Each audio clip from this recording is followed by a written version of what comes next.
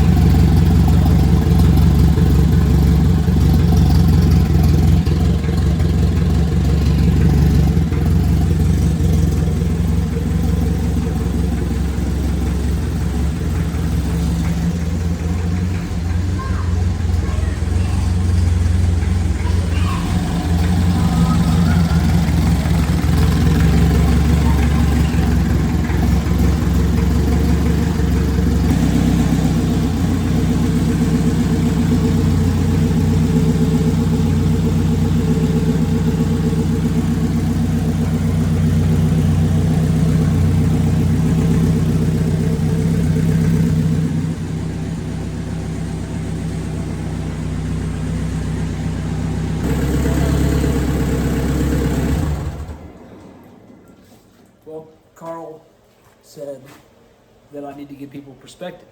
What is wrong with you, Carl? So I'm going to give him some perspective. Don't hate. So car's been compounded for 3 years, and all those setups were a product of necessity. Once I did it and it worked, I didn't want to completely redo it because it worked, and I was afraid it wouldn't work anymore. So I just kind of kept everything like it was, within reason. I mean, it looks like I changed a lot. We changed air to air, no intercooler, air to water, learned a whole bunch of stuff. So two of the biggest problems were always working on the car sucked. There's stuff everywhere. And you know, there's 2J cars out there with just as much stuff on them, but the 2Js have 2 more cylinders, and that means that they are twice as reliable, I think. That's what that's supposed to mean. Not really. But anyway, so a little motor, big turbos, things like to break. So being able to work on it's kind of important. I had a few years where we had a whole bunch of luck, and then I started getting after it really hard, and then things started to break more often, especially cracking cylinder heads and all my bad luck at World Cup this year and stuff like that. So being able to work on the car was really important. Having all the nose weight on the front that I possibly could without adding ballast would be really nice too. So what that means to me is that, so one of the turbos used to be on a top mount up here, and then the other one was up here where it is now. And so we have that turbo and a Schedule 40 turbo manifold up here, 60 mil gate, all that stuff back here, lots of pipes looping it back around. So what I wanted to do was rework everything and move everything to the nose. So now we have no intercooler. We have a 7685 Gen 1 on the front, and a Promon 8803 next gen on the front, and a 3.2 gallon fuel cell, battery, water tank, no radiator, just a water tank, about 2 gallons of water in the tank. The engine holds, I think, what was it, like a half a gallon came out of it whenever.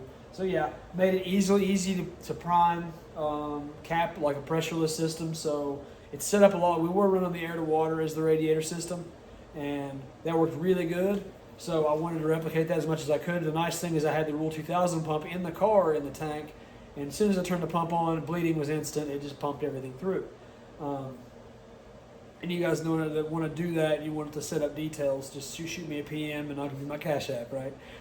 Anyway, well, I had to look for all the data when I did. Nobody tell me how to do it. So I had to figure it out. So the water tank bleeds really easily. I wanted this thing to be easy to work on, easy to go rounds. So we've got the 10-inch converter in there. Basically, wanted to make the car to where it could be reliable. It's always been fast. We've had a lot of converters. As soon as the converter slip problem's gone, which we've been high 150s, 158, 159, something like that, with more than 23% converter slip at the eighth. So, you know, giving up a whole lot. That was on an 8-inch converter, and I just don't think we can go any harder. We were on some really, really thick Amsoil fluid then. So now it's got the 10-inch in there. Pete Nichols at Circle D hooking us up.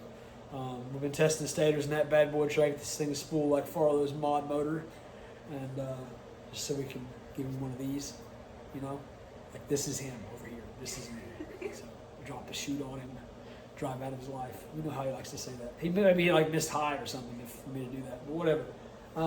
Anyway, so that was the idea.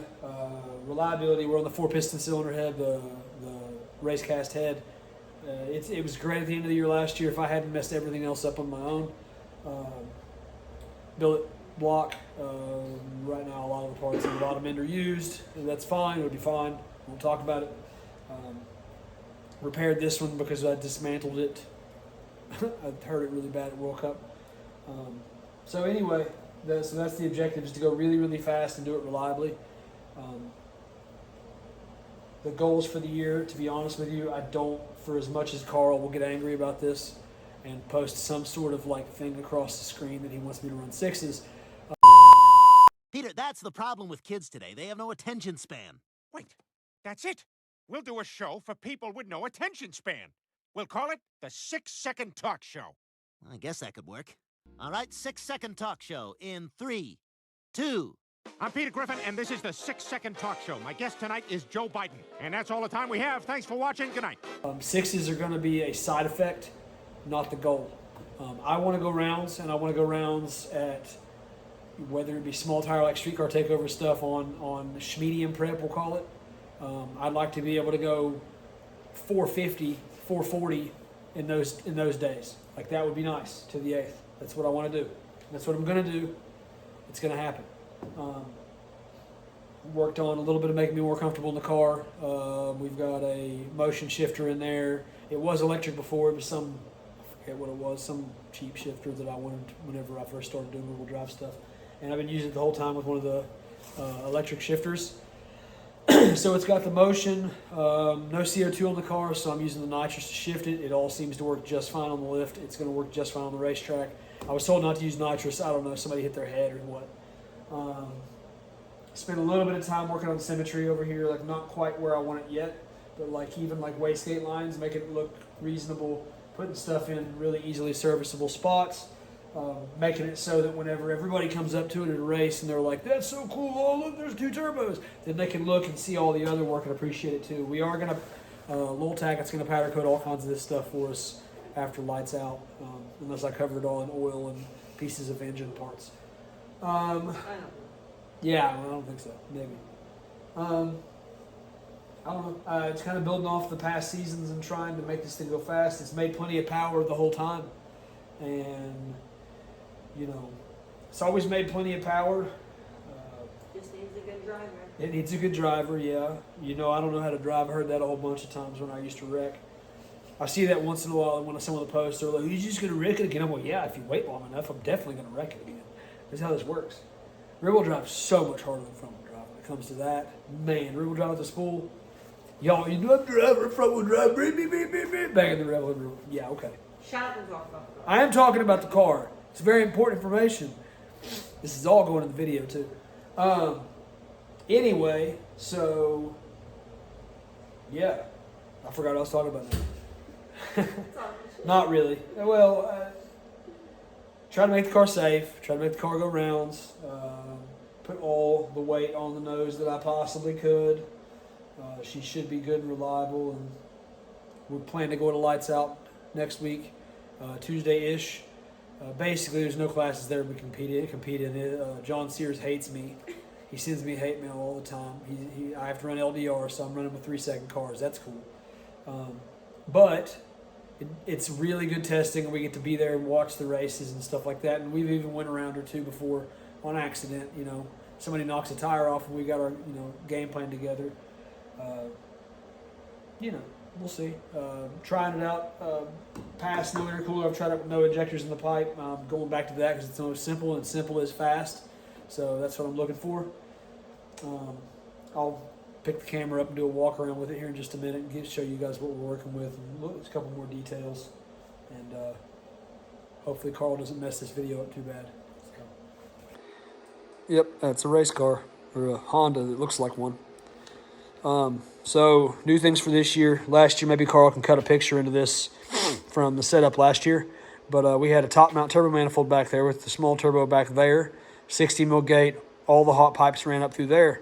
It ran up right there.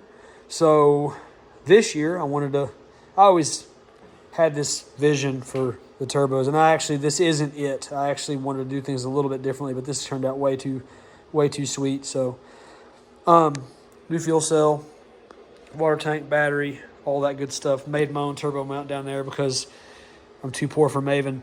Actually, I had a Maven for a large frame, and I couldn't see buying another one.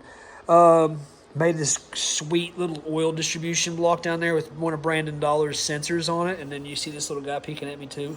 Pressure sensors. I'm trying to get free stuff over here. Leave me alone. Cletus gets it. Why don't I?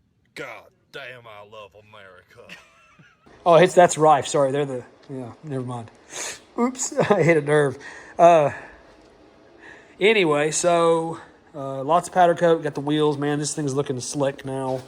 It looks a whole lot better. Maybe Chuck will come rewrap it for me. But turbo setup here. Turbo Smart hooking it up there with the 60 mil lines. Catch can. I ended up not liking the catch can that much. I just kind of recycled it off the old setup with some changes. But it works. I ended up running the tranny vent up into it too. You can see it back there. EGT's up top. Move the coils into the bay. Make them easy to work on. They used to be underneath the ECU mount under the dash. And I was like, man, I'm going to be like in the lanes and I'm going to crap out a coil and have to change one. And then like cut all kinds of wires and have a heart attack and stuff. So fuel injector development on the injectors still, man. We've been being super mean to these for a long time. I don't see why anybody would buy anything else ever unless Tony gives them a set of IDs. IDs are great. Like, I'm not talking crap. I'm just joking. FICs are great. But, man, Tom Sewell at FID is the boss. We won't talk about that. Haltech sponsors me, but that's a Fuel Tech 10 bar because Haltech, apparently you're not supposed to run over like 4 pounds of boost on a Haltech. That's what I hear. I don't know. I'm totally joking, so Thomas, don't strangle me. Man, just little stuff. Besides that, like, used to nuts and bolts holding on like the pump and the front plate, and you had to hold the backside of it with a wrench, and it was just annoying. So everything got either riv nutted or a nut on the back with a tack type situation. So I think that's most of the details. New shifter, like I said, pretty stoked on that. I guess I go the other side and it's a mess in here still. Shy hates me, so yeah. One of these days I'm gonna have all that carbon in there and all that rich people stuff. We'll put a carbon fiber hood on it. But for now I'll just have to be poor. But yeah, so teed off using the nitrous with the regulator. It's just zip ties because apparently they don't want you to mount those unless you have a bobble. Yeah, worked out pretty good though. Pressure sensor mounts with the trans down there and all that good stuff.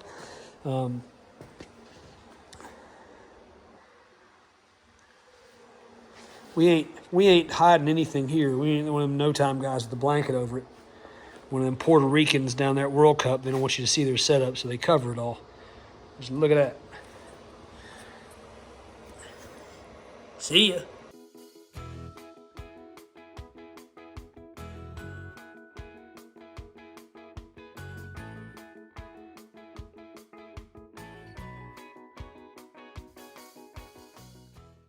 Somebody was rude. Everything is World Cup. I was miserable, which I think I've talked about this before. World Cup, I was miserable. Everything was like taking everything off over here, getting the front plate off was so hard. So it was just timing issues, like breaking chains. Yeah. And the timing set. So now it's like as far as every single like factory hollow bolt with a nut on the back, welded. So everything fits. Now, not that it didn't before. It was just even taking the manifold off was hard. So like, I look at this pipe, and the engine's coming out. Yeah, that's incredible. All that stuff, I've got a heat blanket for it, like a big black quilt, put over it, and then. So you can work. Yeah. Even like everything's studded, and I had to modify the chassis on there to get the manifold off. without having them all be bolts. Nice. So it's all studs. And even the manifold bolts themselves are Everything was easy to get to. All of these are getting, you can get them to from here, like up top. The oil filter's back here now on the frame rail instead of being up on the motor plate. keeps it away from all the hot stuff. Well, I used to have to take it off and deal with worrying about the lines whenever I'd have to take the front plate off or something. So that was hard. Both of these are symmetrical looking and set up to where these, the upward pointing ones go to the upward gate, the lower pointing ones go to the lower gate. So it's like thought into everything. You know what I mean? No cooler, but 2-gallon water tank on the nose, because that's more than enough water to circulate. It'll take so long for that to heat up by itself. So this little guy made a little distribution block for the turbos. all nice. Well, because it used to be this hanging off of the filter housing. So see that?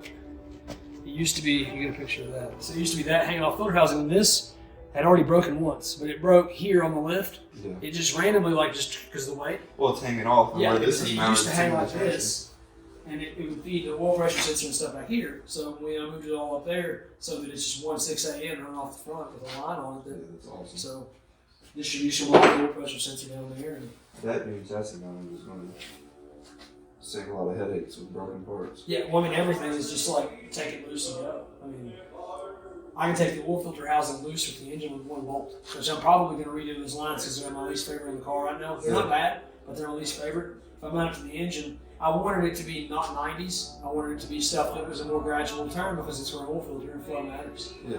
So I think I'm going to turn it around and mount it to the engine so it just comes out with it. That would be it's one of those bolts you're going to take out.